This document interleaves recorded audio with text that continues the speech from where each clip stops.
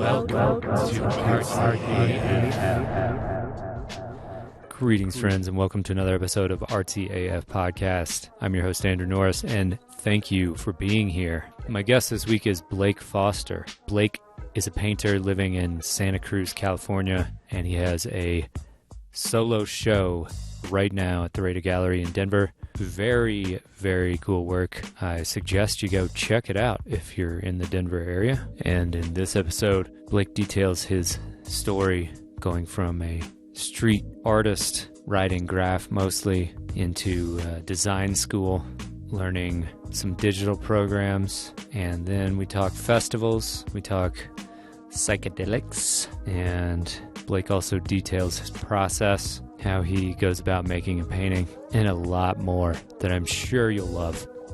And to close out the month of November, I got a couple new patrons to announce. We had a big November over on the Patreon. Jumped by about $60. So thank you guys so much. And if you want to support, head on over to patreon.com/RTAF podcast. My two newest patrons this week. First, a big shouts to Donna Moon. You can find Donna at TC Moon or Tissy Moon. I'm not sure if I'm saying either of those right, but it's TISI Moon on Instagram. And website stonehorseproductions.net. Thank you so much, Donna, for your contribution, and thanks for sticking around. I know you've been here since the very first episode, so glad to have you on board the Patreon now. Second is Sean McLeod, or McLeod. I don't know how to say names, guys. Someone help me out here. Anyway, shouts to you, Sean. You can find Sean at Sean McLeod Art, all one word. McLeod, McLeod. He's making some cool illustrative stuff. He was very productive in the old Inktober department. Thank you so much, Sean, for your support. And I'll say it again. You want to support the Patreon? Want to support this podcast with a little money? A little bit of money? Tiers as low as $4 a month. That's $48 a year. All the way up to $16. You get a shouts. You get the video. You get guest suggestions. And the highest tier, you get all those things plus merch. 4 merch items throughout the year. Just wanted to say thank you once again for your support. Even if you're just listening, that helps out a lot. So I'm glad to have you here. If you want to do a little bit more than that, but aren't comfortable giving some stranger money, I totally understand. Maybe share your favorite episode with your friend or group of friends or your whole dang social media following and community. Just let them know that you're getting something out of this. It does truly help a lot. Thank you for listening to that pitch, and we're going to go ahead and get right in to this episode with the amazing Blake Foster.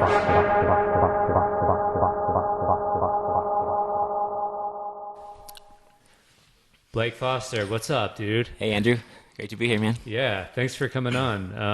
I guess we should give an obligatory shout out to Mr. Peter Westerman. Shouts to Peter. Yeah. This is we're in your house right now, filming, recording audio, and thank you for being gracious enough to let us do this while you're at work.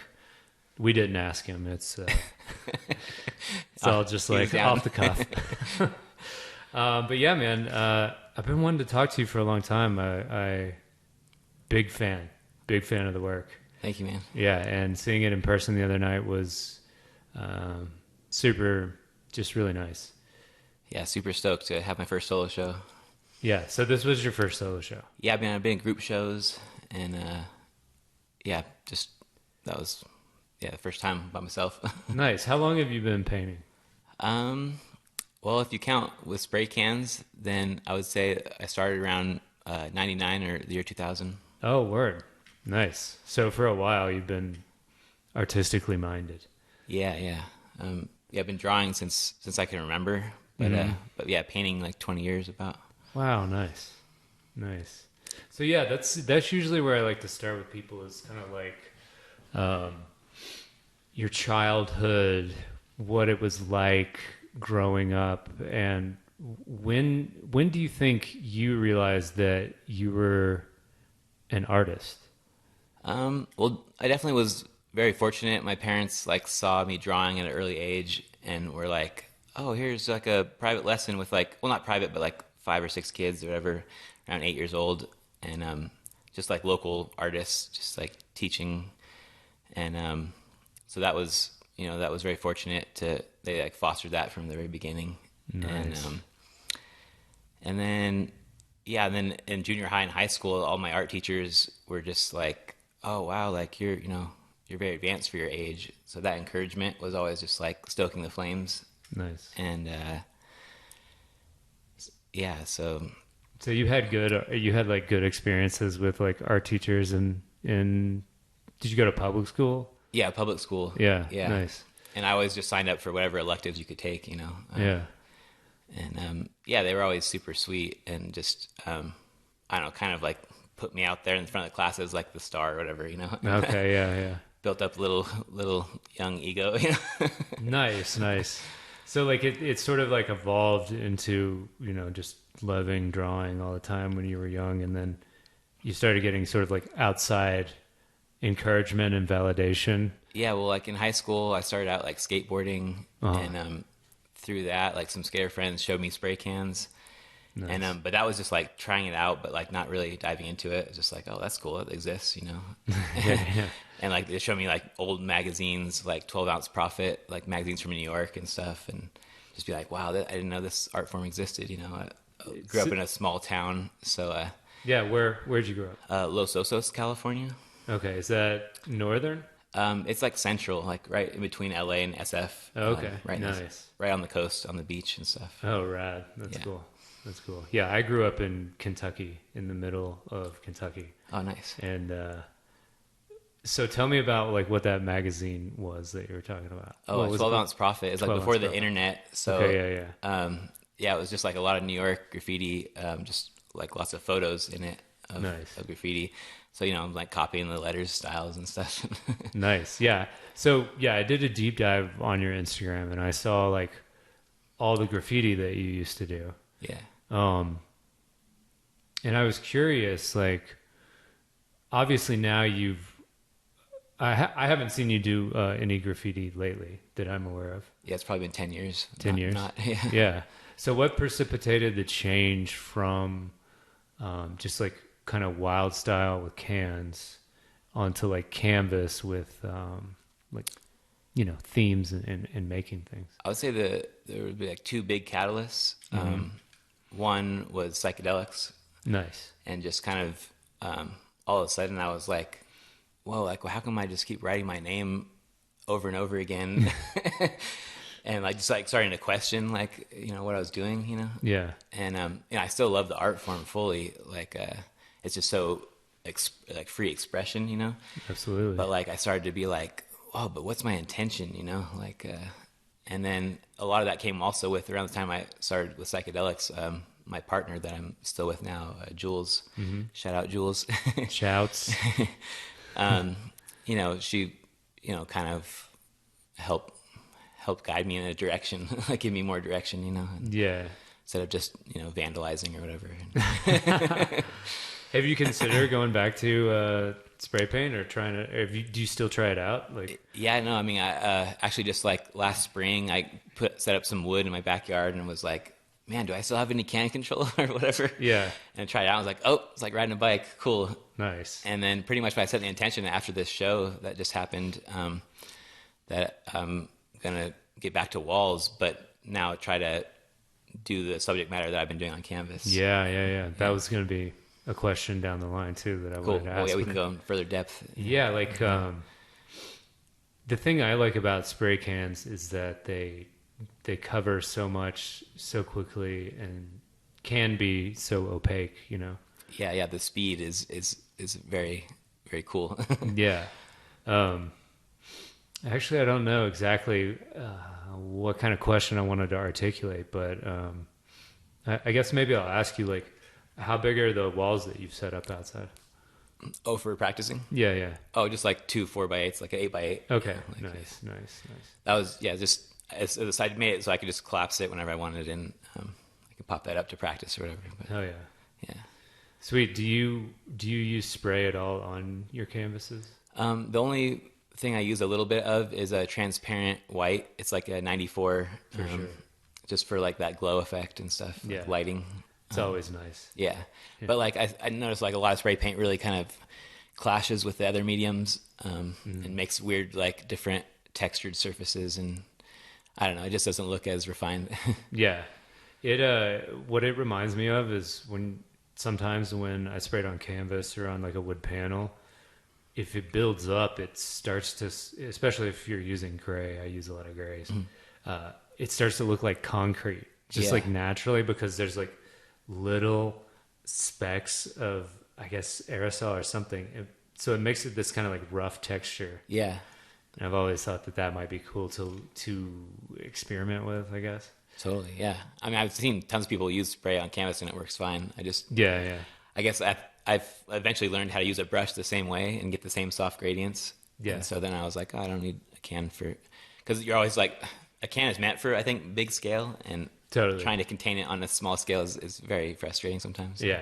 It's so much fun to like use the whole, pivot of your shoulder. Yeah. Your whole like body kinetics. That's like one of my favorite parts. It's like a dance with the medium.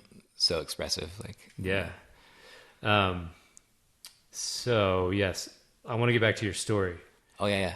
So you're in high school. You're doing like, you're getting big up by your teachers in art class, and you're discovering like graffiti and stuff. So when was the first time you took psychedelics, and then what impact did that have on the way that you made art? Well, pretty much immediately after graduating high school, I tried cannabis for the first time. Nice. So I was like... So you waited. Yeah, I waited. For a long time. I think the main reason for that was in high school, I got deep into breakdancing. I was a b-boy. Okay, sick. And I was so dedicated to that expression. I was still like drawing and stuff, but that was like full on like physical like expression. Yeah. And so I didn't really have time to mess around with drugs or whatever. Yeah. That's right. But right after high school, I started smoking cannabis, and it was like a revolution for my art. All of a sudden, before that, I was just drawing what I saw in the world. Yeah. And with cannabis, all of a sudden I could draw from my mind's eye, and that was like blew me away. Totally. and made me like praise cannabis, and I pretty much only used cannabis for the next like 10 years after that. Okay. It was like a dedicated stoner. Nice. Are you still smoking a lot? Yeah, like now I like respect it in a different way, and I don't need it like every hour of every day. Sure. Yeah. Like a couple times a week, like a little edible or some vape or something. But like, just like if I'm feeling like any kind of creative blockage, I'm like, oh, let's switch up the mindset and it always gets me back in that creative mode. Totally. Yeah. I've had an interesting relationship with it because I went super hard in high school. I think a lot of us did. Yeah. And then since then I've taken like a couple of like sincere breaks, Yeah. Sometimes you're like, I'm taking a break, and it's like 2 weeks or Totally. I think all that's healthy. Any break is healthy. Yeah. You got to moderate, switch it up, keep things in balance. So you're after high school. Did you go to art school at all? So like after high school, I was just in community college for a long time, and I guess in community college, I was planning on applying to art school.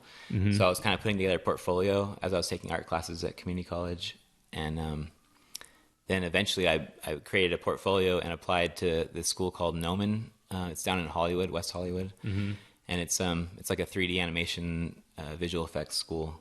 Okay. And with my portfolio, I got into there because they were only accepting about 75 students a year. And I got into there and did that 2-year intensive program. Got into a bunch of art school debt. Yeah. And learned a bunch of software programs. And what'd you learn? The main focus was Maya, ZBrush, Photoshop, and After Effects. Nice. Do you still use those at all? Yeah, I still use Maya. I would love to use ZBrush some more. That was my favorite software program. But Maya was like the main focus. And so I'll use that sometimes for perspective or geometry. some of those things are so hard to do by hand. I'm just like, oh, well, I have this tool that I paid a lot of money for to learn. And so I'm like, oh, might as well incorporate it into my workflow, And so yeah, it's cool to still use that a bit, but sometimes it feels kind of restrictive. So I only dabble with it here and there, but yeah, that's cool. I've been considering, like, I think I'm about to get an iPad. Yeah. And just teach myself Procreate. Yeah, having the digital pen direct onto a screen is like really awesome. When I was in college, it wasn't touchscreen yet. So we had a digital pen onto a tablet. Yeah. And so it was like learning painting and drawing on the computer with that. Yeah. And but it was kind of a disconnect because like your hand's down here and you're looking up right, in front of you.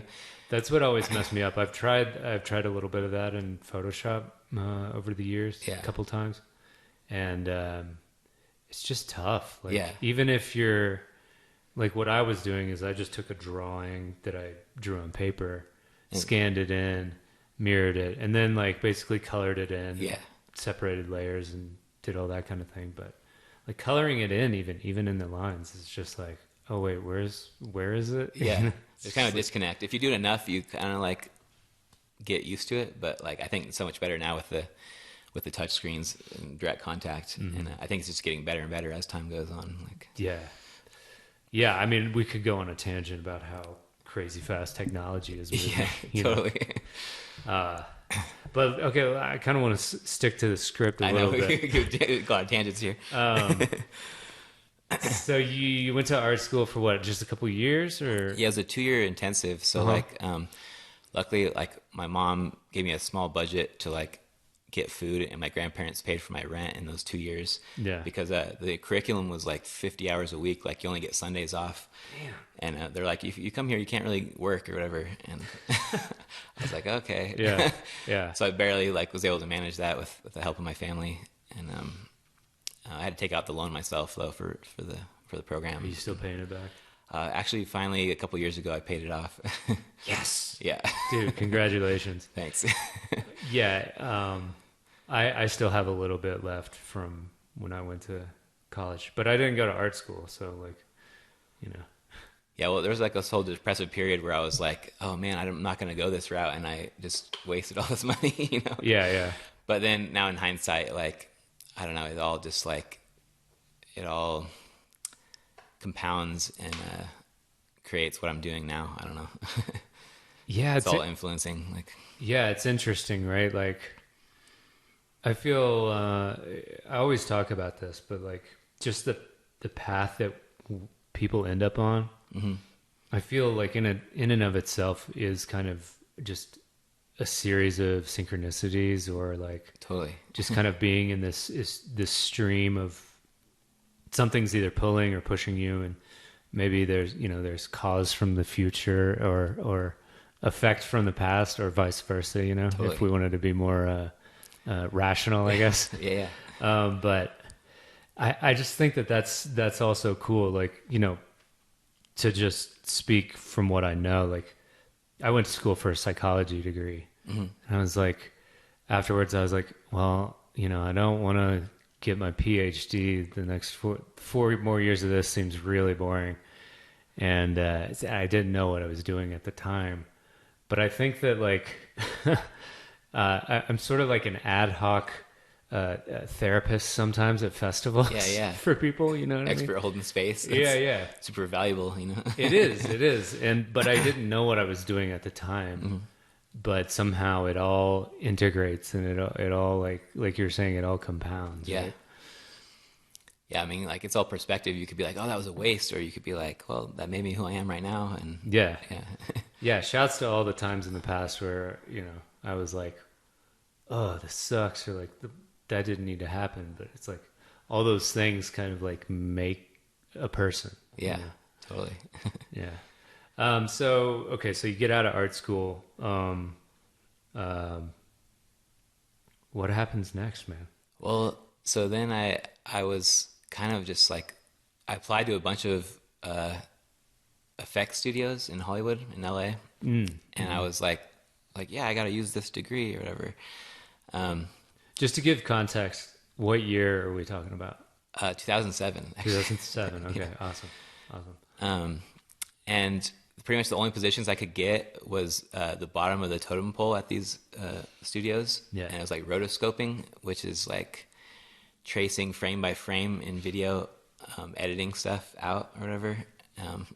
That seems tedious. Yeah. And I was like deep into ZBrush and like character sculpting and modeling digitally. And I was like wanted to be like a lead character.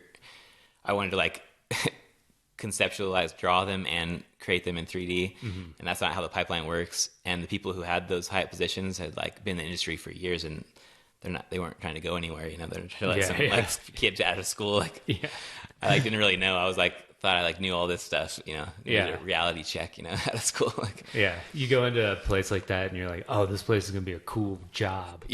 And then it's like, no, it's still got a ladder like every other place. So then I was like, all right, well, I need to get out of LA. And like, I was like, maybe I'll apply to some video game studios in the Bay, because I really had fell in love with the Bay before I went to college. And so I went back up there and was like, well, I don't know what I'm going to do. I got to pay bills. So I got into just like catering freelance, like being like rental staff, just catering. And then I was like drawn to graffiti again, which I did it in waves like throughout the years or whatever. But this time I was like all in. I was like, started like bombing Oakland and nice, and doing pieces like in chill day spots, and met some like guys and like got into a crew. And sweet. What was your crew called? CTV. Nice. Does it stand for anything? It stood for a lot of things. Yeah. Okay. You just made things up all the time. Yeah, it's just like acronym. You're just like, what else could we think of? Like, nice. Yeah. That's a fun little art form in and of itself sometimes. Like I guess the main one was catch the virus, but now that doesn't sound so good. not as cool as it was back then, huh? It kind of got ruined. Yeah, I'm sure you meant like positive viral vibes, right? Of like the art addiction. Yeah, totally. All right, so you're so you're painting with this crew. And this is 2008, 2009, something like that. Which, by the way, back then, I mean, the Bay was the spot, right? Yeah. Like, I mean, the 90s was the golden era, but even into the 2000s, it was still going strong. And so I feel like I caught the end of tailwind of the wave of that good period. Yeah, that's cool. So were you living in SF or? I was living in the East Bay in Hayward. Okay. But I was staying at a bunch of friends' houses in Oakland on the couch and stuff. Nice. And just like doing random odd jobs to pay bills, but making it happen. But not really like working a 9 to 5 or anything. Yeah. So a lot of nights, like 2 to 3 nights a week, like out till sunrise painting. Like just feeling super alive. One of the most alive times I ever felt. Just like adrenaline junkie. You know? Oh, totally. Totally. Yeah, I really was like, I don't know, what would you call it? Like poser's not the right word, but I would just like, when I first started making art, I would cut out stencils on Bristol board. Oh yeah. And I would go by myself in Lexington, my hometown, and just like spray in random spots.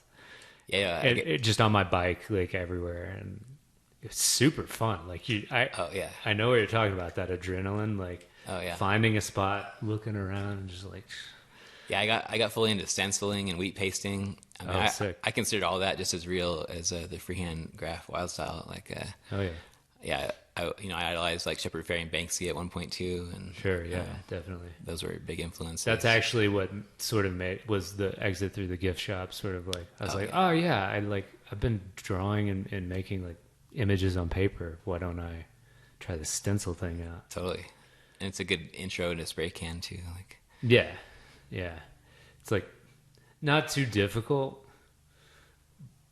I mean, the X-Acto knife part is kind of tedious. Yeah, it's tedious for sure. But that's actually the reason I stopped doing it. Yeah, it like can cramp up your fingers pretty badly. I figured if you do that your whole life, carpal tunnel is probably guaranteed. Like, yeah, 100%. So talk about maybe like, I'm just assuming you got into painting on canvas and then painting at festivals. Did those two things kind of coincide, or did one come before the other? Well, I guess after getting in trouble a bit with graffiti, Oh shit! I was kind of like, Do we have a story in there somewhere? I mean, just a couple of arrests or whatever. Yeah, yeah. Okay. And so then it was like, okay, like, can we get like some legal walls and like at least get our like art supplies paid for or something, you know? Mm-hmm. And so like going with that mentality, and then it was like, oh, can I get the spray can onto canvas better, you know? So stenciling still came into play with that. Yeah. And even using just like straight edges to like do like realism, like gradients and stuff, just to bring the can smaller onto a canvas or whatever. Yeah. So that was like first experimenting with a canvas, I guess. And I was still like intimidated by the brush at that point. Really? But that was probably like 2010 or something. Yeah. Even though you had been drawing for a long time. Yeah, I just hadn't really used a brush much. And Yeah. I guess they're tricky at first, but I think everything I've heard and everything I've experienced says like, you know, if you can draw, you can paint. Yeah. Right. And I think like, it sounds like you just have like a solid foundation in like, you know, small paper drawings and then like also large scale. Yeah, it's kind of like walls. two opposite sizes of mediums. Yeah. So did you feel like you were like sort of balancing that out with the canvas there in the middle? And when I came to canvas, I was going pretty big because I was like still trying to use spray. Yeah, yeah. And so like they were decent sized canvases. Yeah, and then at some point I was just like, well, I want to do more details. Oh, I guess that came with the psychedelics and trying to translate the detail of a psychedelic experience. Yeah. I was like, all right, well, I got to learn this brush here. So had you started like using mushrooms at this time or like? Yeah, 2011 I took my first mushrooms. Nice. And it totally reminded me of the beginning of cannabis, just the revolution in my mind.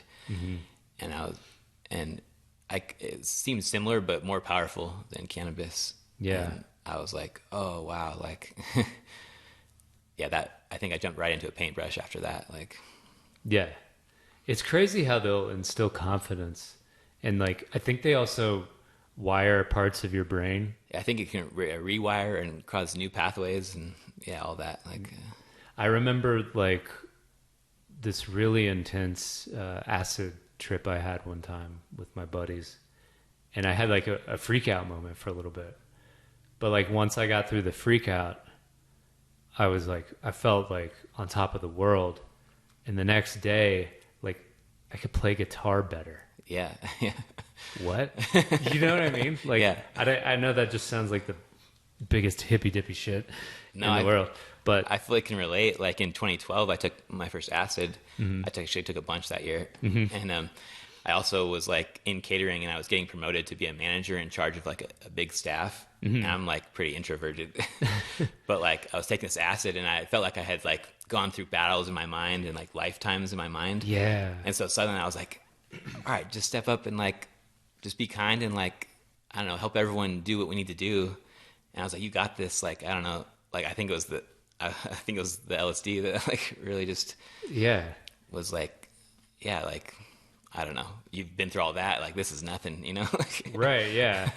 Yeah, if you can go through these like harrowing experiences where reality is sort of bending and all these things that you assumed were real maybe aren't, and then all these other things that like you know, like just like for me, I'll get real personal here. It was that I always thought people were like talking shit about me when I was like younger, like in high school. I just had this weird anxiety about that. Yeah, I think that comes out in a lot of our shadows, just like that. Yeah, and insecurity. Then like that acid trip sort of like just was like, no, like you're a human and you matter, but you don't matter that much. People aren't spending all this energy like talking shit about you, or you know, like. Well, it's always a paradox, right? Like you're super important and also nothing, you know. Right? Yeah, it's like, yeah.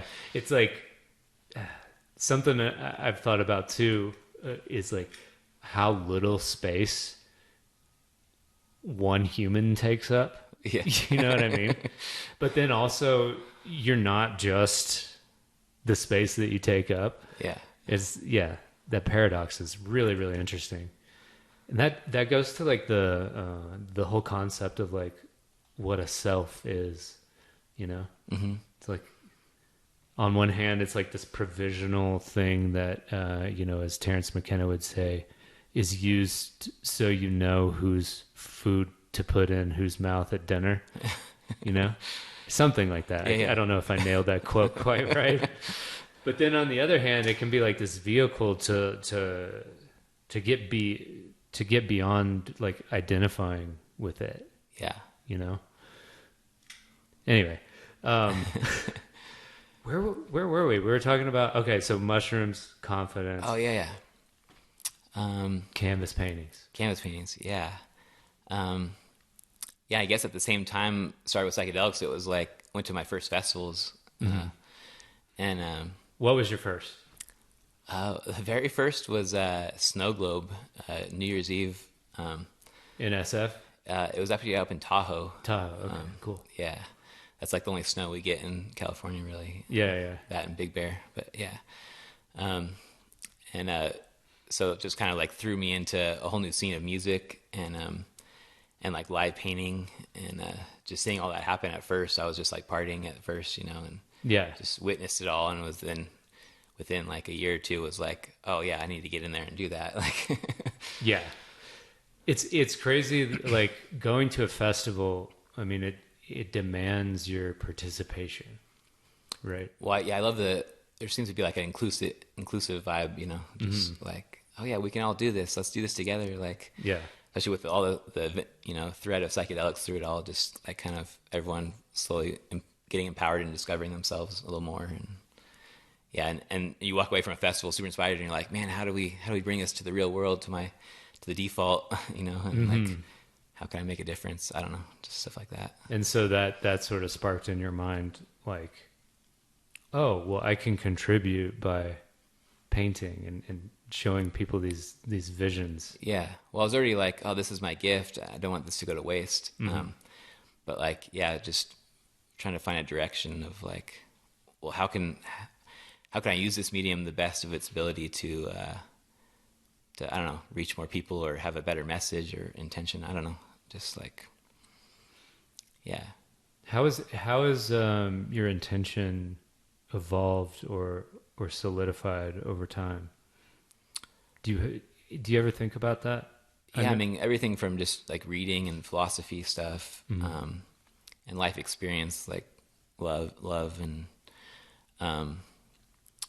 but yeah, I've also had this constant like, paradox, type of ideas of like going to school for like technology and stuff.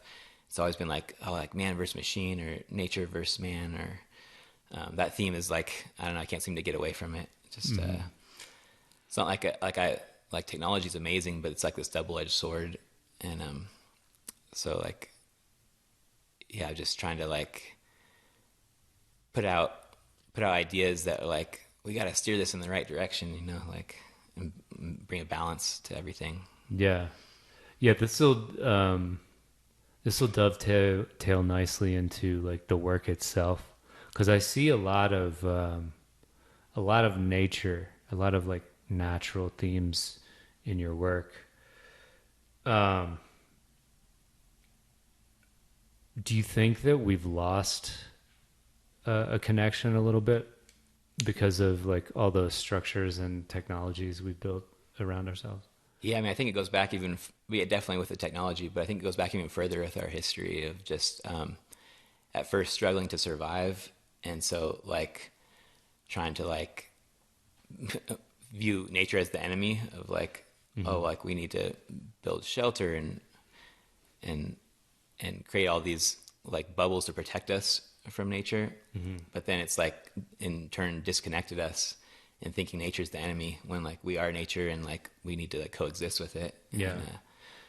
And technology is a part of that. Like, for sure. I've heard someone say something like agriculture was the kind of turning point in human evolution where we became more tribal, because we were guarding grain towers. Yeah, well, suddenly with surplus, then you get hierarchies of power, and Yeah. that was new with agriculture. Yeah. Do you read a lot of like history and stuff like that? Not necessarily history. I'm so bad with like dates. I couldn't tell you a Yeah, single date. yeah, for sure.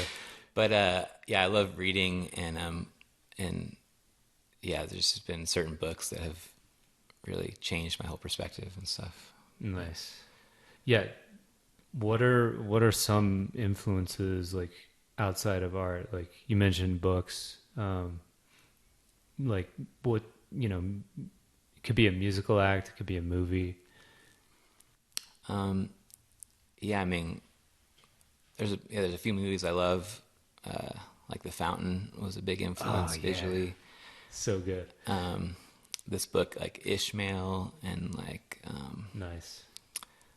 That's with the talking gorilla. Yeah, right? Yeah, totally. That one talks a lot about agriculture. Oh, nice. That's why I just thought of that one. Oh yeah, nice. The Power of Now, and The Four Agreements. Mm-hmm. Those are all big influences. Solid books. Yeah. Four Agreements is like, I want to get that tattooed on my forehead. I feel right? like. So you don't forget. Yeah, exactly. Forget, they're so simple, and yet it's like we always forget. Yeah. Like, yeah. But yeah, if anybody hasn't heard of Four Agreements, y'all should check them out. I recommend it. Yeah. I wanted to pick up a thread. Okay, yeah. Getting back to technology and man and nature, sort of like man seems to, and when I say man, I mean humankind, sort of stands in the middle between these. Well, I guess I'll just rip off a quote I just heard. Yeah. Is that like, so we have sort of Paleolithic brains and emotions. Mm-hmm. And then we have these medieval institutions like governments and religions and things like that. And then we have like these like transcendent technologies. I mean, care to offer any speculations on where this might lead us? Well, yeah, I mean, I try not to get locked into like fear-based mentalities. Sure. But at the same time, you know, like books like 1984 and Fahrenheit 415, you know, it's like, yeah, okay, well, like we're gonna, you know, those authors were like, well, you know, we could go this way, so they wrote about it so that we can maybe try to avoid that. Yeah, cautionary tales. Yeah. And you know, with everything with COVID and everything, and you know, yeah, it's just you can't help but keep seeing these things come into reality. You know. Like, yeah. I just feel like there's so much like that has sort of been foisted upon us as humans in terms of like the amount of information that's out there, mm-hmm. and whether or not it can be verifiable to come from a good faith actor, you know? Yeah. It's like everything's just it's a lot. Yeah. Well, yeah, there's this thing where it seems like power, like absolute power, like corrupts absolutely, you know, like, yeah. I mean, I feel like everyone is like born good, and I don't know, the different influences, you know, can corrupt, and yeah. And so, yeah, the technology right now, it's like, it's so tough because we can use it. We can do so much with it, like literally so much good. Become gods with it. But yeah. But then that power is so corrupting, you know? Totally. Yeah. Yeah. It just, I just wonder about those things a lot, you know? And where does art fit in all of it? Because I'm sure you've heard about like NFTs and all that stuff. Oh, yeah. And like this crazy new, I see that as like a hopeful technology, right? Yeah, definitely. And even virtual spaces like Web3 and crypto voxels and things like this. You know, of course, Zuckerberg and the gang want to come into that space and like gentrify it pretty much. Yeah. But I still think that it's very promising in a lot of ways. Yeah. I mean, I think all of it can be used for good. I mean, just spreading ideas and yeah, I mean, art's always just a commentary and almost like a foreshadowing of the future. I mean, we can use it for all that. But you know, I also have to like look at like, you know, NFTs, you know, consume power and where does the power come from, you know, and you know, our resources on this planet and all that. And just thinking about all of it and not just jumping into whatever's new and trendy, you know. Right. Yeah. I mean, there's literally gas fees. They call them gas fees, like when you mint an NFT. And that takes it right to the root of like, you know, what's gas? Oh yeah, like yeah, dinosaur. Well, I'm sure we won't like solve all our problems right now.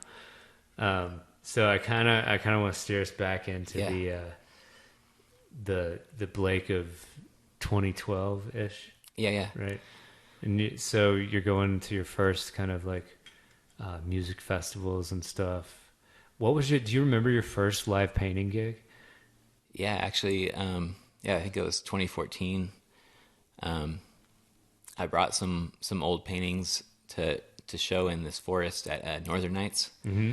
Nice. And I was working on this like yin yang planet painting. Was like kind of my first psychedelic painting I would consider. Mm-hmm.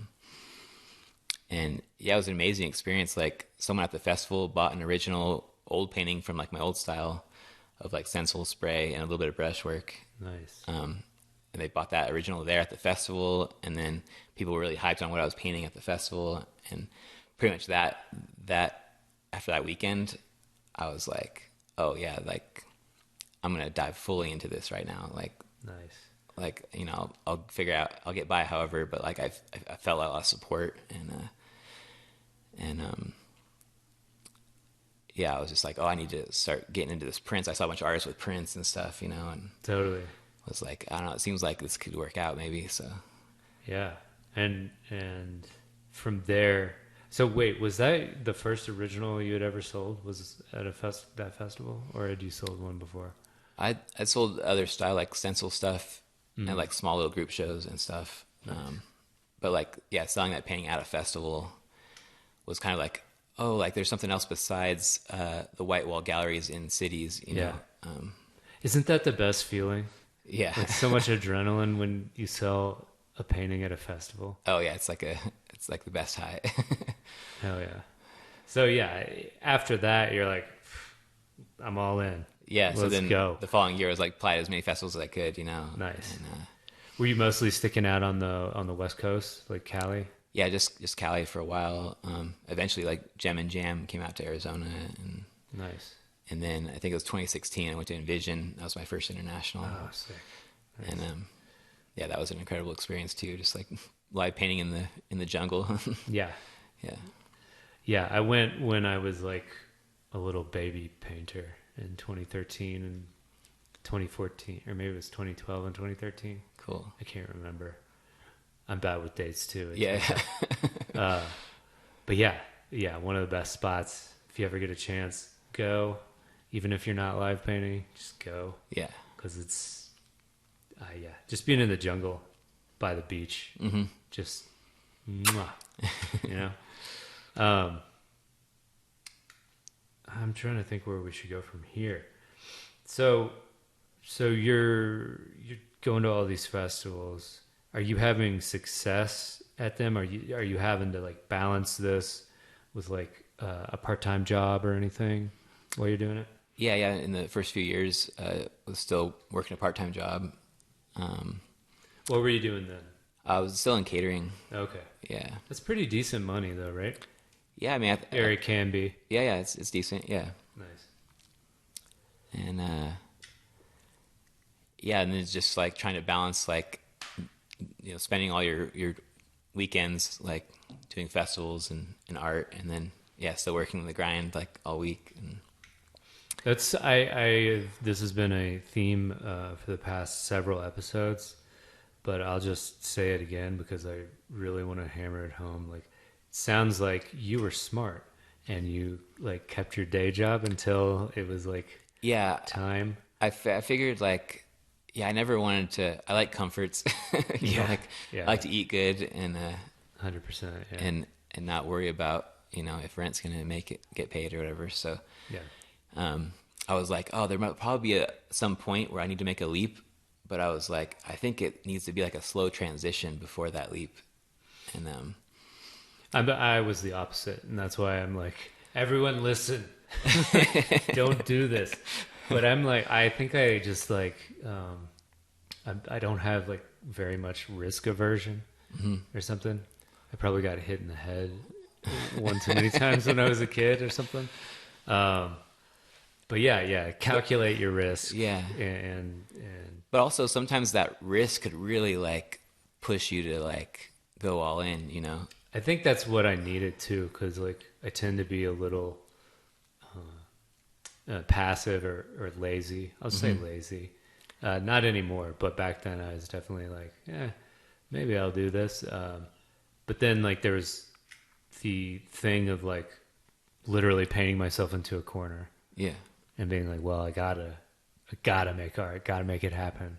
And then also like in the beginning, like I really fed off sort of like what you're talking about in your younger days, like recognition and validation from my friends who were very supportive of me in the beginning. Yeah, super important, especially early on. But like it's also tough with the day job, like when you put all that energy into that to making sure like, you know, you can survive, then having energy left for the creativity, it can, you know, be really counterproductive in that sense. For sure. Yeah. And that's, I think, like part of the reason I wanted to be an artist, if I'm being like 110% honest, is so I didn't have to do something I didn't like. Yeah. You know, or just to do something that I love, to put it in like positive terms, you know? Totally. Well, yeah, I had this big conflict for a while, especially with like coming from the graffiti scene. It was like, no, I make art for the love. Like I was like, fuck money, you know, like, dude, same, by the way. Like, and in my younger days, I was like, who needs money? And finally I had to have a breaking point where it was like, oh, but I don't want to do these jobs anymore. Yeah. And the only way I can do this art, like 100% of the time, is to make some money with it. Yeah. So I had to look into like how to start doing that, and stop being such like a, like, I don't know, so anti-capitalism. Is that a big like through line in the graffiti culture? Like, fuck it, just do it for the love kind of thing? And I think it's also, you know, a rebellious spirit like that. For sure. For sure. But yeah, it finally seemed justifiable to make money, because then you get to just do what you love all the time. And, and you get better at it, and maybe you can do something good for everyone. I don't know. Yeah. I think that, you know, just to probably beat a dead horse, everybody's heard this before, but like money is, it can be a good thing, and you can do a lot of good with it. And if you're getting hung up on money, then, you know, like just realize that it's not all from, you know, blood diamonds and oil and, you know, like, and all that shit, you know. It like actually helps people out. And, you know, there's probably, I mean, for sure there's enough of it for every human being on the planet to live well. But, you know, you gotta solve the problems that you can before trying to expand out into the world. You gotta start with yourself. And So speaking of business, like, did you develop a strategy for navigating through the art world? I kind of just looked at what like other people were doing ahead of me, and maybe started like earlier on, and looked at the ones who seemed to be being successful, and I just kind of imitated that. But I also, I met like really cool people who were like making prints that helped me out. And but I was just like, oh well, doing the festivals is good exposure and getting out there and practicing all the time, like practicing in front of people. and yeah, just the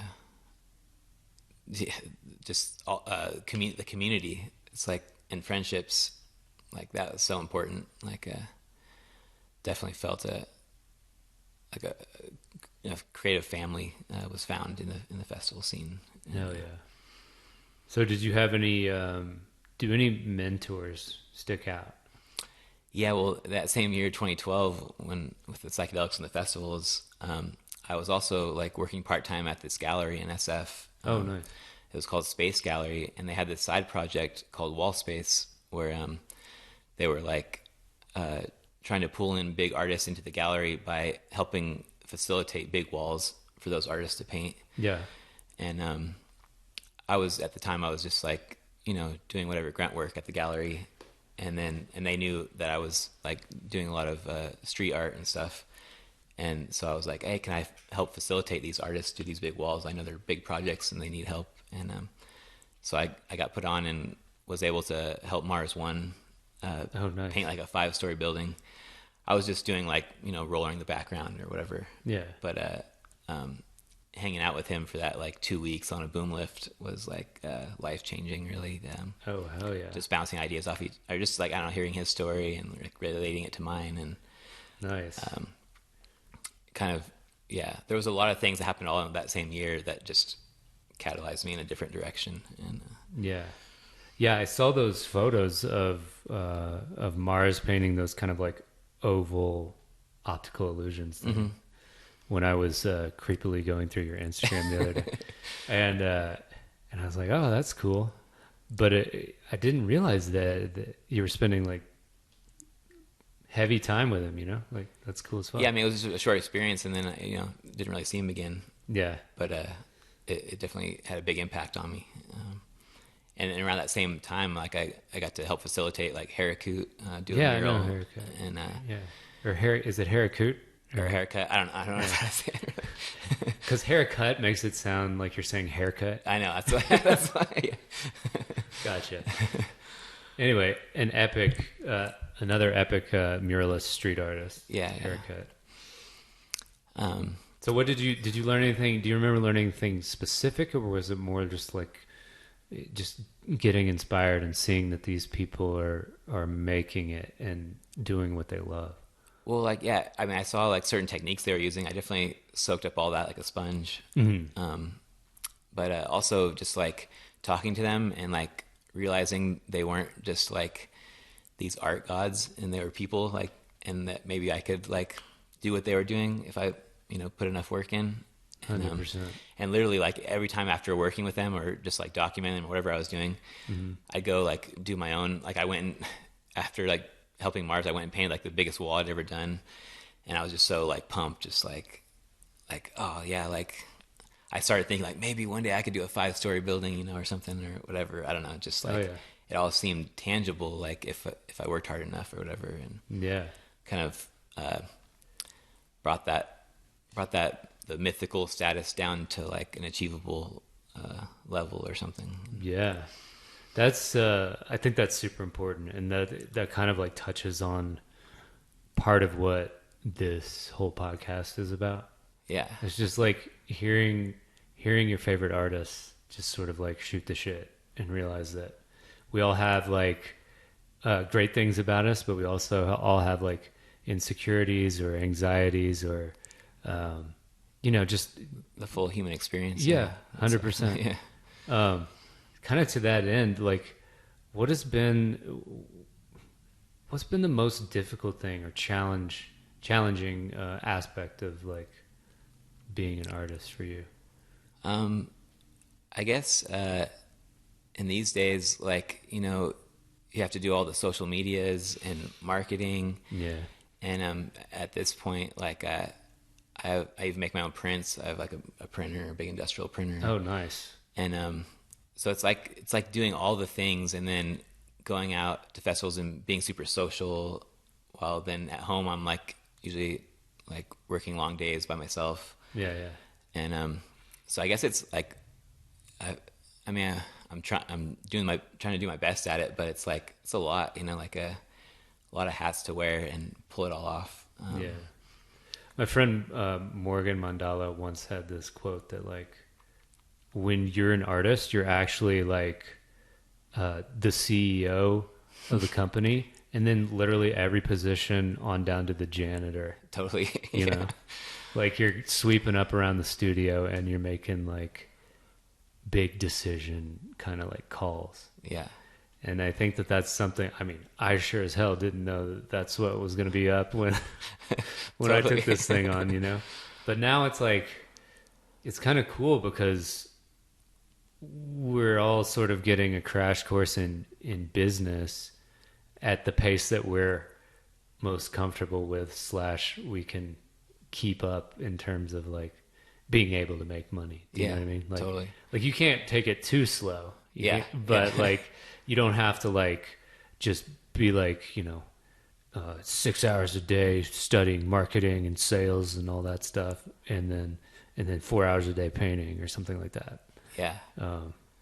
Well, you know, I say it's a lot to do all of it, but I also am like so grateful that like, that as individuals we can even do all this. You know, with part of that is technology and lots of factors, but like, you know, it's just it's amazing we're at this point where an individual can literally, you know, run a whole business, a whole creative business on their own. And I mean, it used to be that you would have to take out text-based ads in the bottom right-hand corner of your newspaper, you know? Totally. Or like just show up, you know, cold walk into a gallery with a portfolio tucked under your arm, which is, I mean, I don't know if I would actually be an artist if it weren't for the happenstance of being born when and where I was, you know?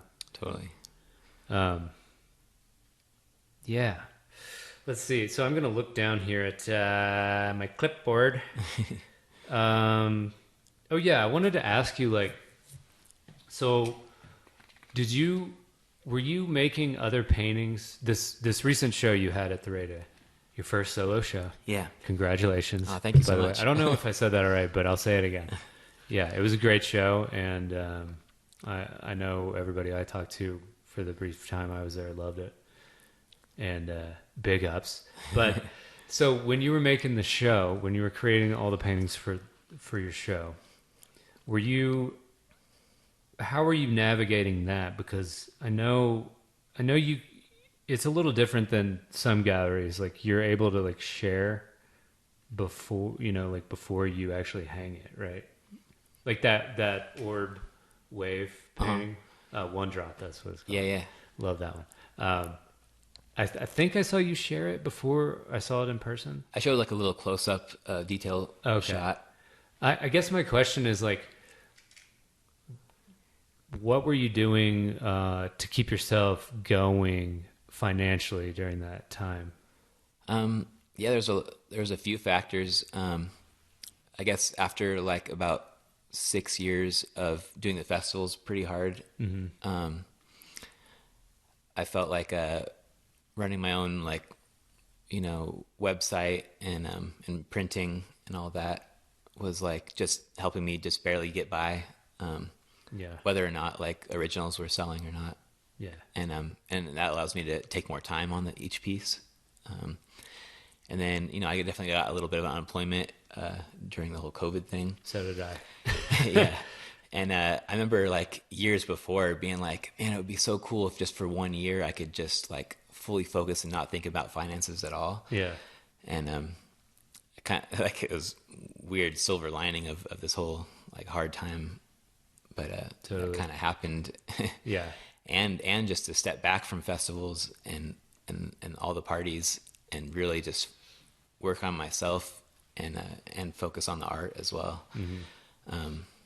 Definitely, like, I don't know, my partner has really influenced me with meditation, and hell yeah, and so there was actually more time to do that during this past year, and totally, and then the unemployment and still running my website, and so all that just allowed me to just, I feel like, really dive in and focus. And I don't even know how to even pull off a solo show without all that factors like coming together, right? Because I'm a pretty slow artist. I mean, I've been working on speed, but like still, I just tend to render my paintings forever.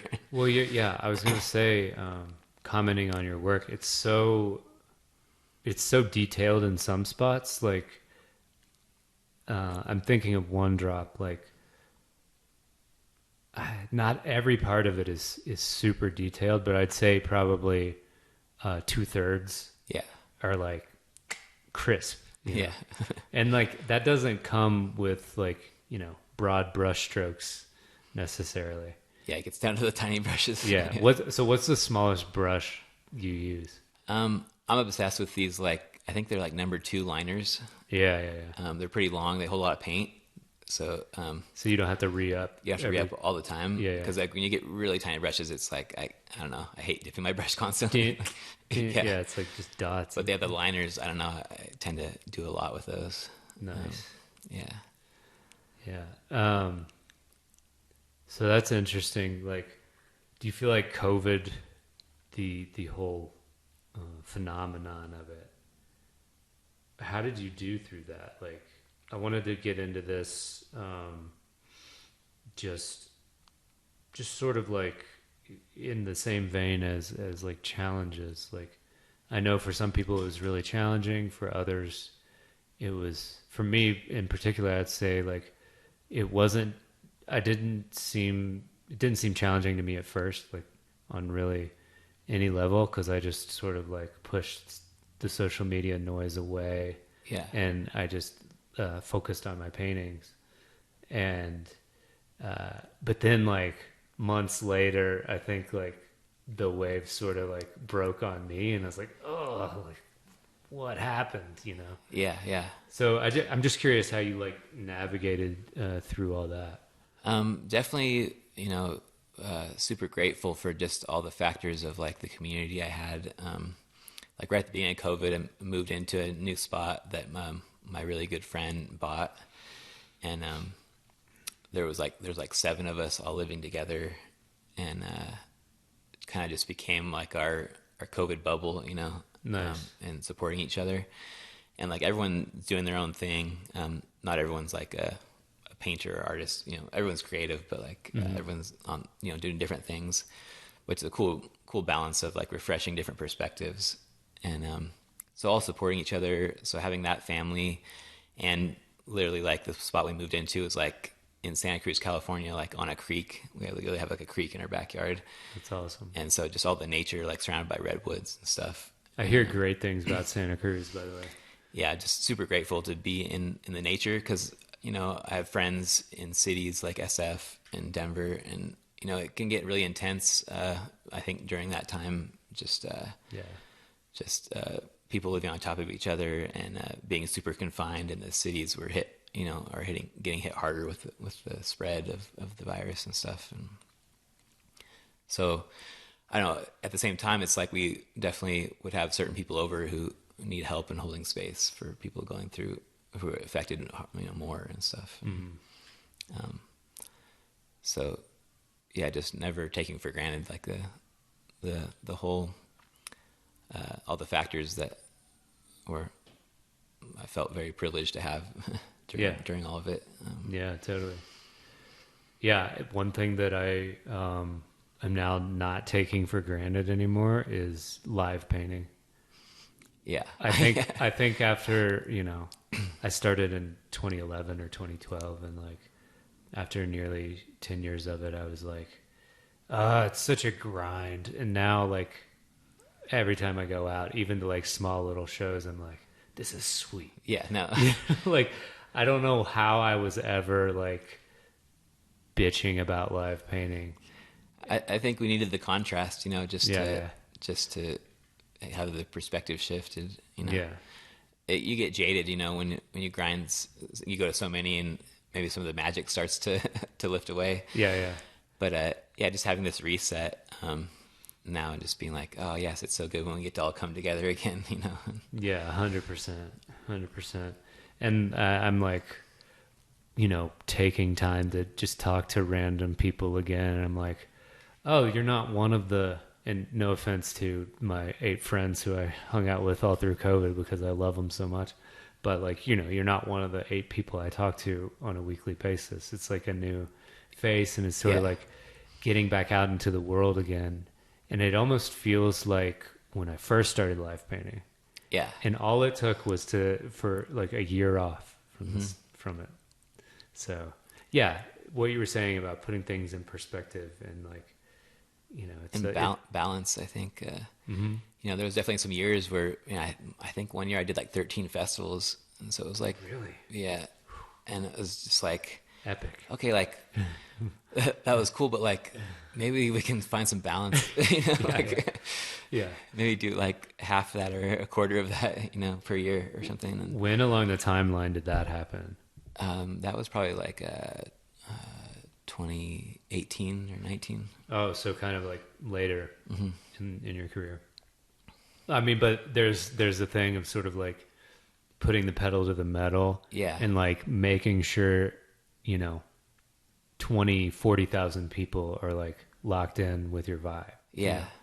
You know? And that way you meet more people. And Totally. yeah, no one likes to work for exposure, but at festivals you do get to sell your stuff. A lot of times and if you're selling even out of the gallery, like the percentage is way better than most any gallery you're likely to ever show in. Yeah. At that point too, I was kind of like just like a yes man, and You're just like let's go. Well, yeah. They started reaching out to me instead of me reaching out, and then I'm just like, oh, I don't want to pass up any opportunities, you know? Right. Yeah. But then, you know, then you see the other side of that when you're like burnt out and jaded. And Yeah. It can happen for sure. Because I mean, you know, there's the magic. There's a light and dark side to everything, right? Yeah. Like there's the magic to the festival, and everybody's like, you know, our minds are turned on, and we're really like, you know, amped up from the music, and that can spark some beautiful things. But then there's also like the escapism and like, totally, you know, the maybe too much drug use, you know, not maybe, definitely. Yeah. So yeah, it's good to get perspective, and definitely good to get balance too. Yeah. And definitely with COVID too, just like, learning like, boundaries, like to set boundaries, like in self-care. Yeah. And realizing how important that is. I got so good at sleep during COVID. Yeah. Like it's funny because I didn't sleep well last night for the first time well, I guess last week I had a day too, but like after 36 years of being alive, I think finally I'm like, oh, okay, I can like control my sleep patterns, and I know what's gonna keep me awake, and I know what actually like calms my nervous system, and like making the right choices. Like, yeah, most of the time.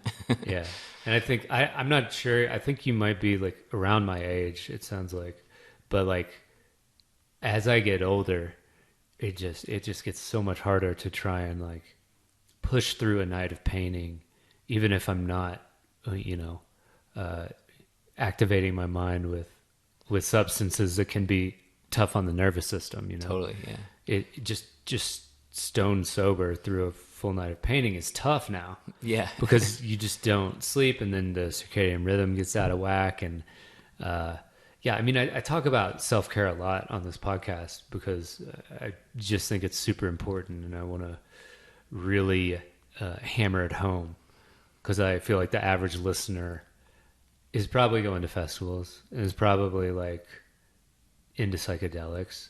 Yeah. And it's just good to show like that there is an optimal balance to be achieved with all that kind of thing. Definitely.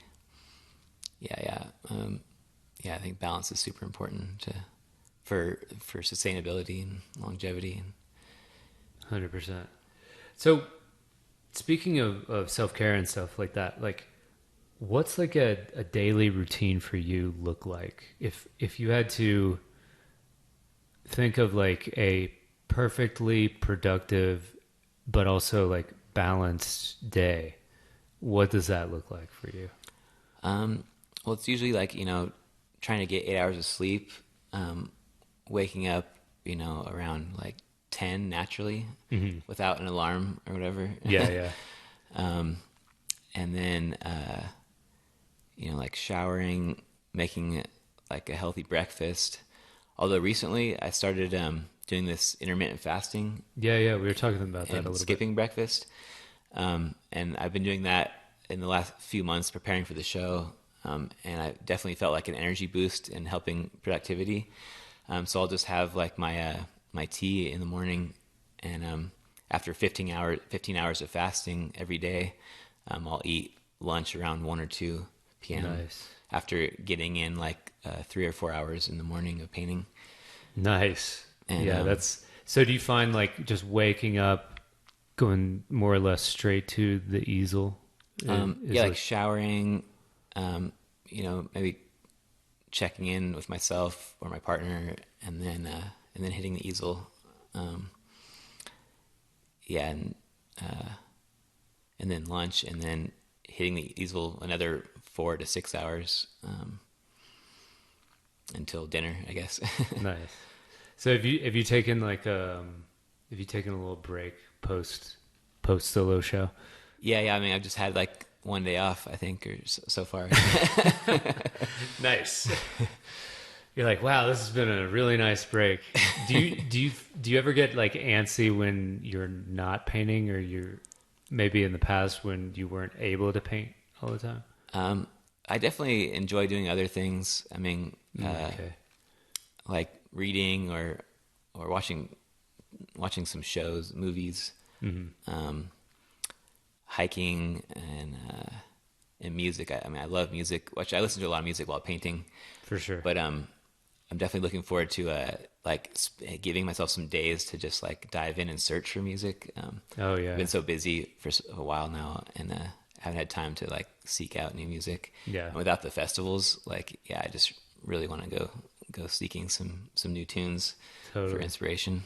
What's your favorite kind of music? I mean, if these you days had to pick one. These days I listen to a lot of electronic, kind of like pretty chill, like trip hop. Yeah. And there's the Tour playlist on when I came in. Yeah, I love Tour and Emancipator, all of like the low key records. Nice.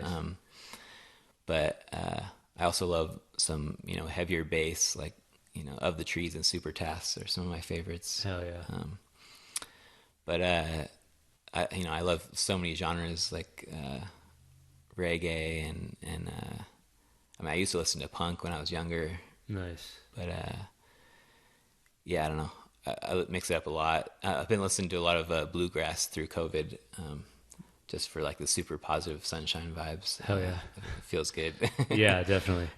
Yeah, I grew up on bluegrass, coming from Kentucky, so totally, yeah. Big fan. I think I was late to it being on the West Coast, but yeah. I don't know. I love it. Yeah, I think there's good music in any genre, right? Yeah. I guess there's good and not so good music in any genre. Totally, yeah. But I'm pretty open-minded to almost all genres. Like, yeah, same. So we talked about routine. Let's see. I guess I'll look at my cheat sheet again.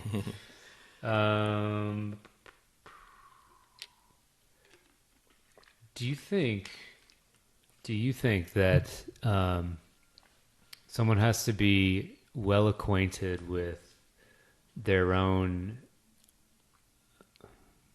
how do I say this?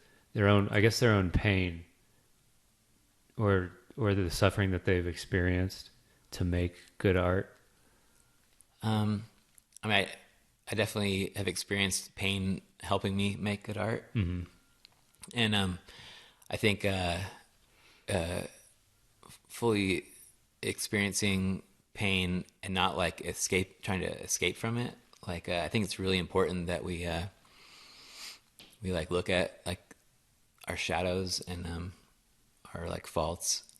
That's the only way to help improve them. Mm-hmm. So not like turning away from it and not like bypassing it. But I definitely feel like pain makes great art, but so does love. I mean, yeah, totally. And these days I try to, I don't know, I guess I've been lucky enough to feel like I've received a lot of love, and so I try to create from that point. Yeah. But I mean, the pain is equally important. It's part of the human experience, and Right. Yeah, we all go through it. I mean, yeah. 100%. Yeah. Yeah. I think that you don't, like, since everybody's going to experience pain on some level, like, you don't have to create super dark shit from that place, but there's something about, like you were saying, like, sort of confronting, like, the darker aspects of yourself, like a shadow side or whatever. Yeah. That is really, like, fertile for, like, transforming it into, like, a creative energy, maybe. Totally. I think back when I was creating from like the pain body, it was more of like therapy. Like, I mean, I don't know. I think like creating is always therapeutic. Sure. But like I was making the paintings, I wasn't thinking about if this would hang in someone's living room or something. Yeah. You know, I was just like, well, I need to get this out to move this energy through me. Yeah. And you know, I could do that at any point too if something really hard happens, you know, like, Yeah. probably fall back on that. Yeah. You always have the refuge of art and creativity. Do you do any other like creative things? Do you make music? You play any music or like write or anything? I mean, I love music so much, but I don't think I'm that musically inclined. Even when it came to like studying animation, there's a lot of timing with animation. Yeah. And I struggled with it. It was like the hardest part. Yeah. But do you still skateboard and stuff? To me, that's like so this is my take on skateboarding. If you don't mind me interrupting you, I guess. It's like, it's a sport and you got to be like somewhat athletic, but like I also see it and like other sports kind of like it as an art as well. Oh, so yeah, definitely an art. Yeah. But yeah, I don't know. I guess after some certain injuries and stuff, Oh yeah, you start to be like, well, I'm pretty fragile, and I guess there's some fear kicks in. Yeah, well, it's like a healthy fear, right? Yeah. Survival fear. Yeah. I think that you know, sometimes fear gets a bad rap. Like, oh, you shouldn't fear. You should be fearless. It's like, I don't think that's necessarily possible, because if you walk up to a ledge and you sort of like put your feet out over it, like, you're going to feel something that is like biologically like fear, but it's there to protect your fragile body that's growing ever older, you know? Yeah, totally. Yeah, I mean, yeah, fear is healthy, but too much fear is you know, that's all a balance always. All balance, yeah. Absolutely. Yeah, you shouldn't give into it all the time, especially when it's like, I think, you know, I don't want to go too deep on this or whatever, but like, I think when people think of fear, sometimes it's like this one-dimensional definition of like irrational fear, which is, yeah, of course, like, yeah, get over that shit and figure it out, and like love yourself, of course, but and I think getting outside of our comfort zones is how growth happens. So yeah, you got to face the fear in those situations. Like, yeah. Do you feel like live painting was that for you? Yeah, definitely. I think it was for me too. Yeah.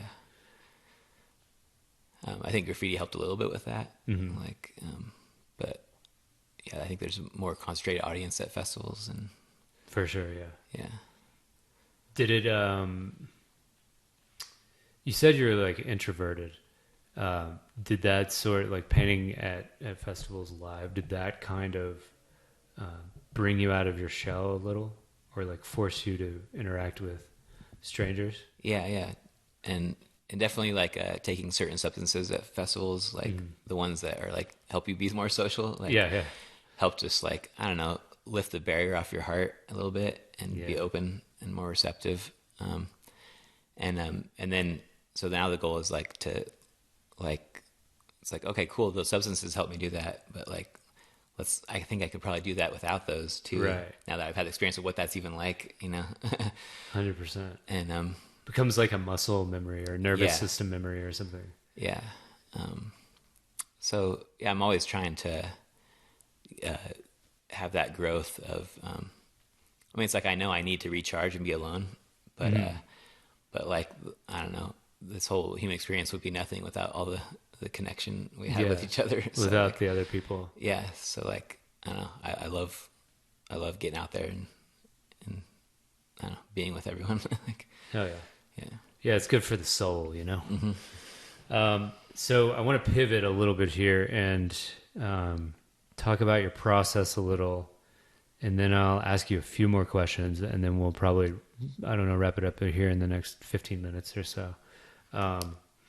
We talked a little bit about this at the gallery the other night, but I'm really interested in how you make the paintings that you make. And again, to reference One Drop, hopefully I'll be able to like post, like put it up on the screen or something. Yeah, for sure. I'll get you a good photo of that. Sweet. But you were saying that you had sort of like an idea. Now tell me if I'm getting this wrong, but like you had a loose idea, and that it was a Rumi quote, right? Like you're not one drop in the ocean, you're the ocean in one drop. Right? Yeah, totally. Essentially. Yeah. But like the composition of it's so cool because it's just basically a bunch of water in sort of this kind of spherical shape.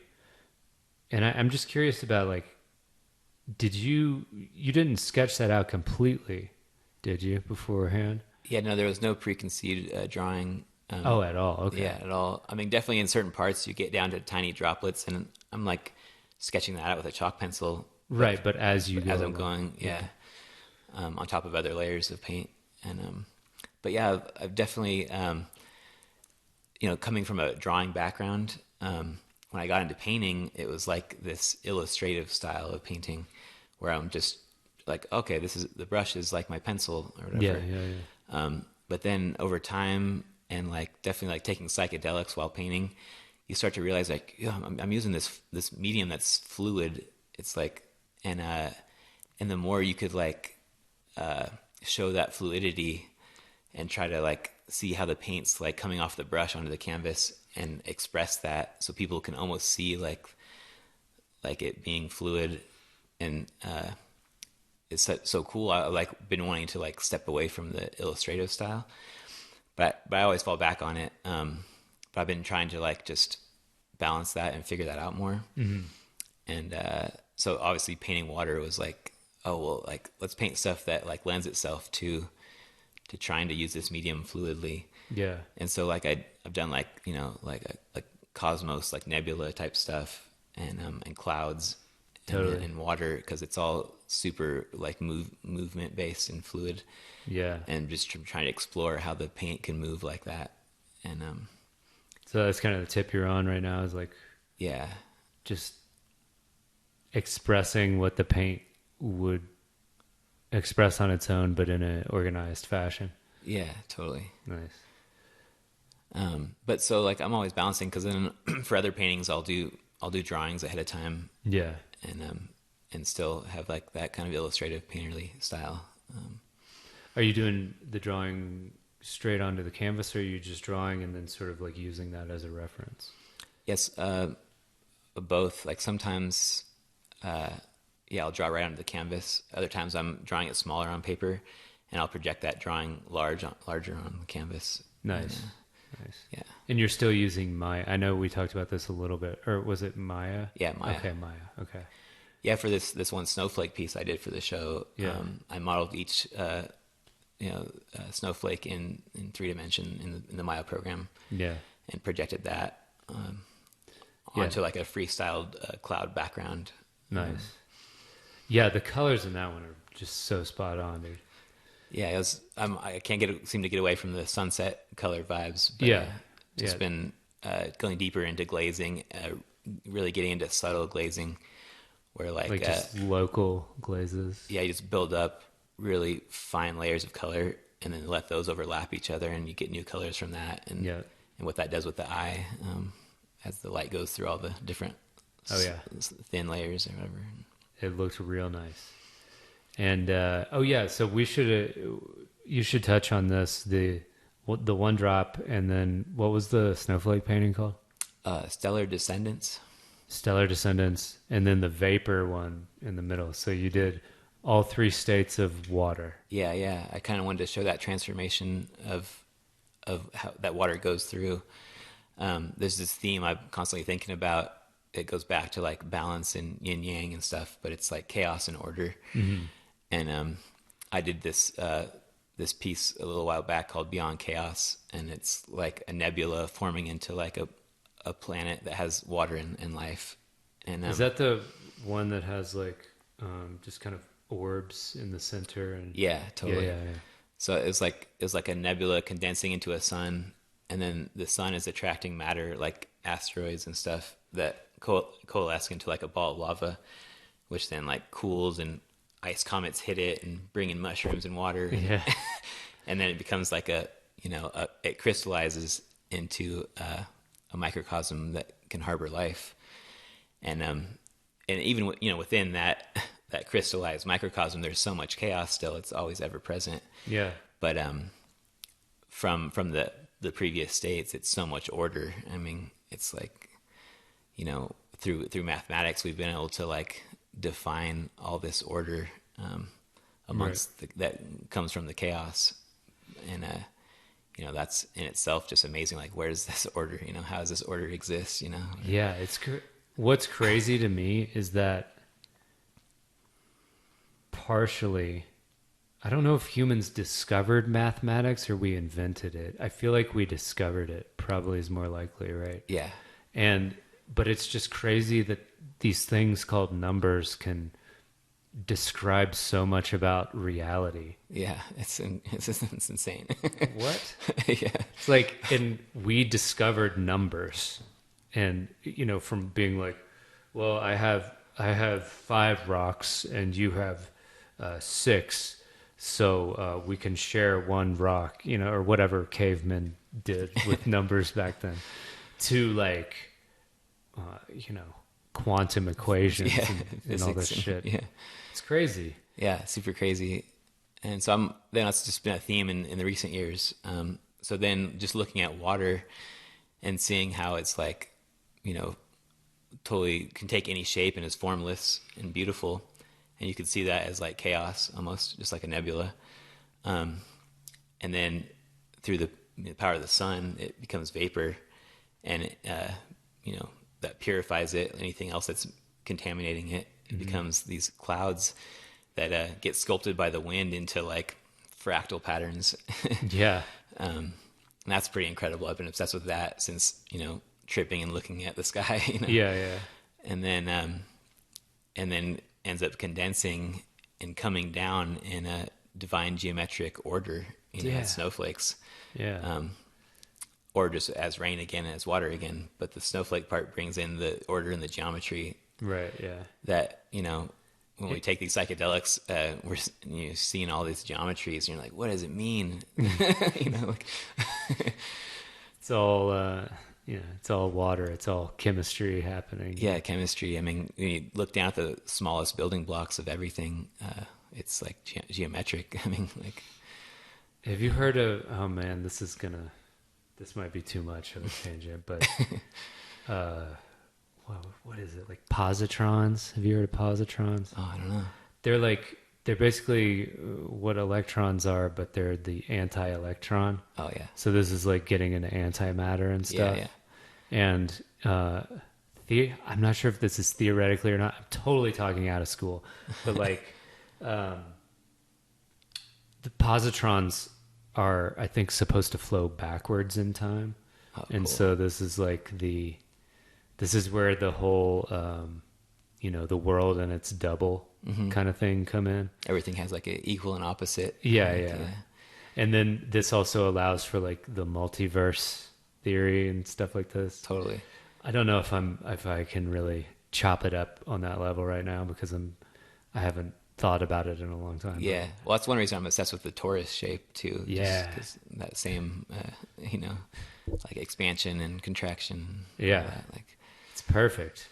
Yeah. And it's a donut, but it's also like a tornado to bring it down to like simplistic terms. And Yeah, I'm obsessed too.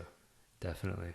All that optical illusion stuff is really fascinating to me because it seems like that's kind of what is happening with our perception. Oh yeah. Like if you think about vision, it's you're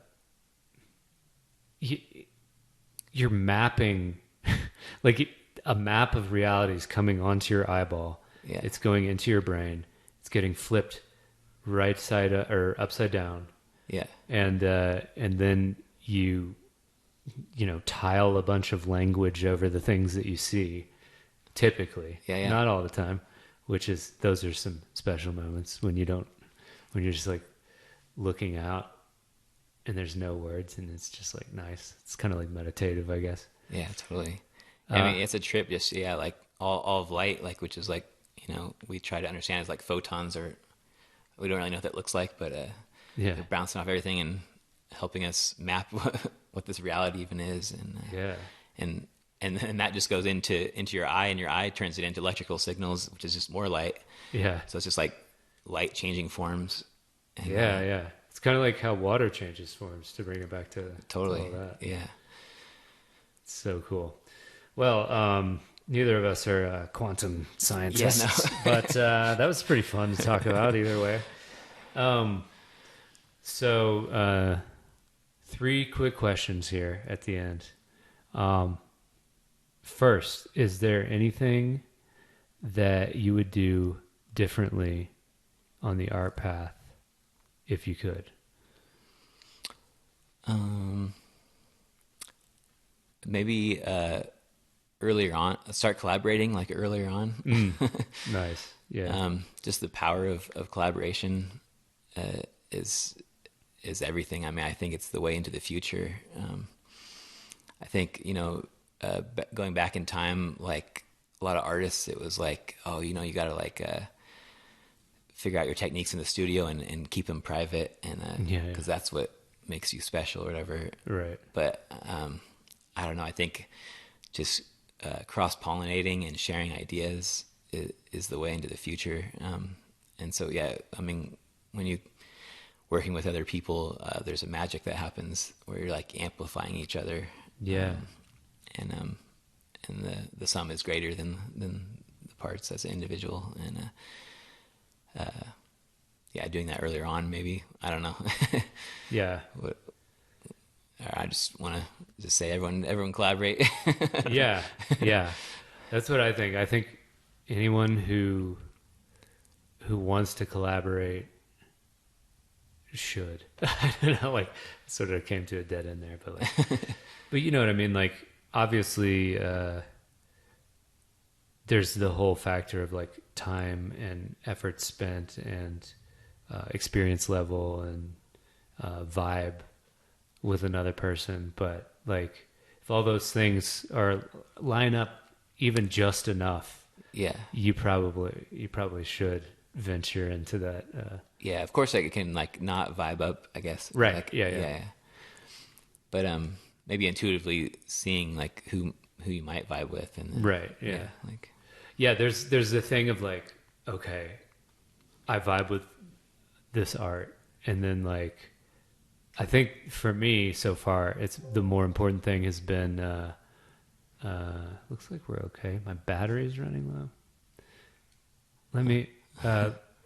For me, the more important thing is, I'll finish this thought, is like just vibes with the person. Yeah. And like, if you can communicate, and if there's like good verbal and nonverbal communication. Yeah, communication is key. Yeah. So I was asking if you do anything differently. You said collaborate earlier. Oh yeah. And then we were talking about collaboration and vibing with the person and communicating. Yeah. I guess one more thing maybe I would do differently would be not thinking I had to go to some expensive school to make a career. Sure, yeah. Nowadays with the internet, there's just so many options with ways to learn. YouTube University. Yeah, YouTube University. Yeah. Or even just paying for someone directly, like for private lessons or just video lessons or whatever. Yeah. So much more affordable than a big institution. 100%. So, maybe I wouldn't have gone the debt route. in hindsight. Yeah. Yeah, I probably would have just picked doing art earlier. Yeah. I didn't really start in earnest until I was like 26, after college. Yeah.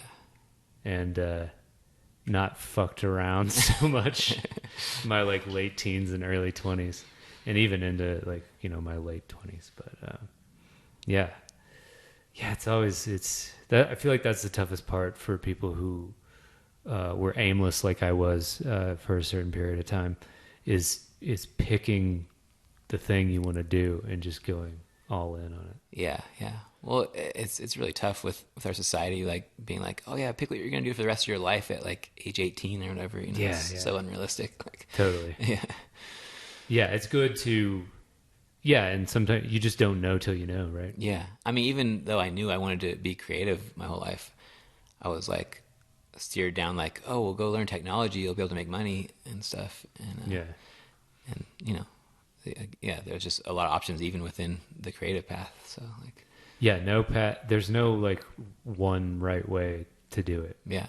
You just got to kind of figure it out as you go along, I guess. So another question I've been asking recently. So without any false modesty, who would you like to be compared to in terms of your artwork? Like the work itself. The work itself.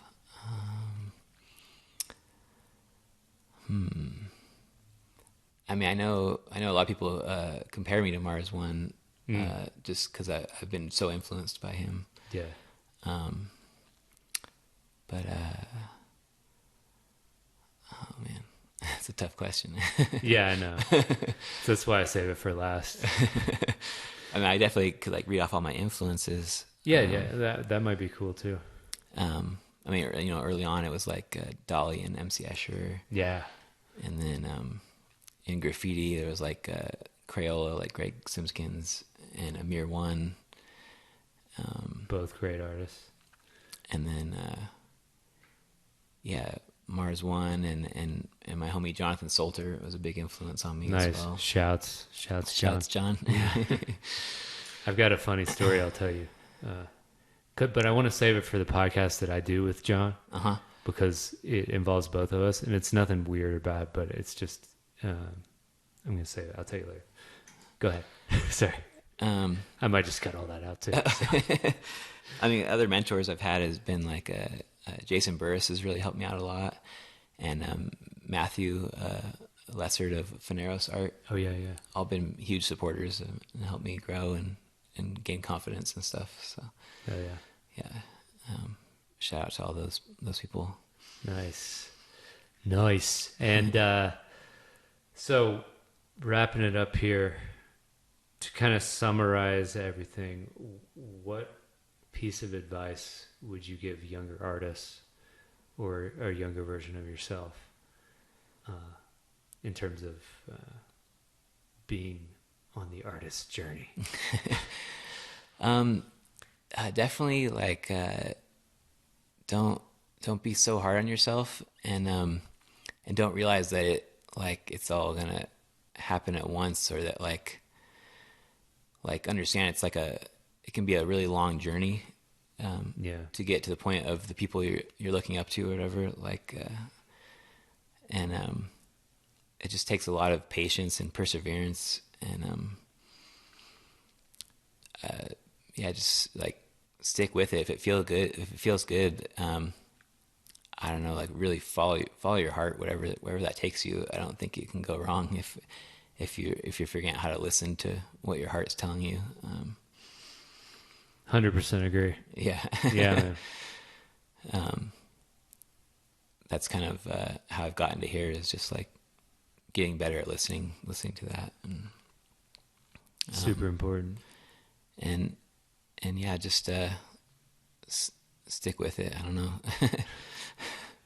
That seems to be like the best answer, I think. People kind of do what you just did, where they're like, oh yeah, it takes a long time, keep going, and then at the end it's just kind of like, just keep doing it, doing whatever you love. I mean, it can change. It doesn't need to be painting necessarily, but like just just doing whatever creative thing that like fulfills you, because it's like some sort of compound interest over time. Mm-hmm. You know, and yeah, whatever that is that you love, being authentic to that is just an inspiration for everyone to like just follow their truest form. I don't know, like yeah, which is not always easy to find. I mean, it can be really difficult, but persevere. Yeah. Well, hell yeah, Blake. Thank you so much, man. Thank you, Andrew. Really appreciate your time and energy here today. And it's Blake Foster Art. Blake Foster Art, and sidewalks.com is where you can find prints. Okay, nice. SYDWOX. Yeah. Sweet. All right, everybody. We'll catch you next time. Peace.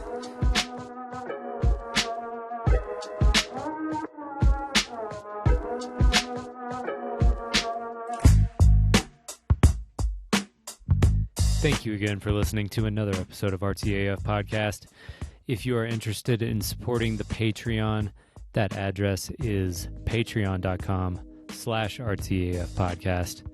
And I want to thank all of my patrons. You guys keep this engine running. I couldn't do it without you. Go over there and check out the tiers I have available. It includes video, guest suggestions, patron-only posts, and some merchandise. Thank you again for listening. Please rate, review, subscribe. Do all those little things that help get Artsy AF into the consciousness of more and more people. Yeah.